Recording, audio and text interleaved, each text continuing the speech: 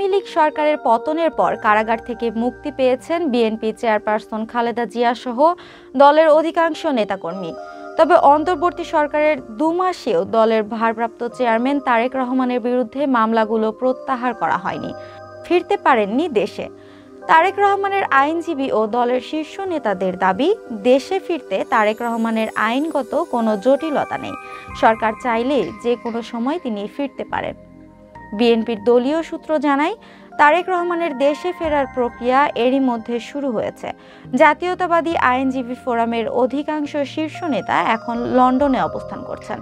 রাষ্ট্রের প্রধান আইন কর্মকর্তা ও বিএনপি সাবেক কেন্দ্রীয় মানবাধিকার বিষয়ক সম্পাদক অ্যাডভোকেট আসাদুজ্জামান আসাদও লন্ডনে। আগামী 2-1 মাসের মধ্যেই তারেক রহমান দেশে ফিরবেন।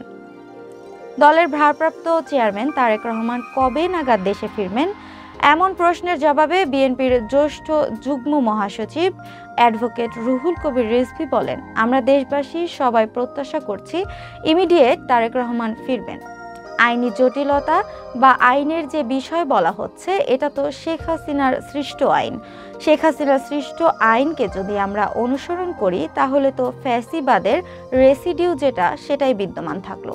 অন্তর্বর্তী সরকারের প্রতি যথেষ্ট আস্থা রেখেই আমরা বলবো, আপনারা দ্রুত এটা নিরসন করুন, যে সাজা দেওয়া হয়েছে অবিলম্বে প্রত্যাহার করুন।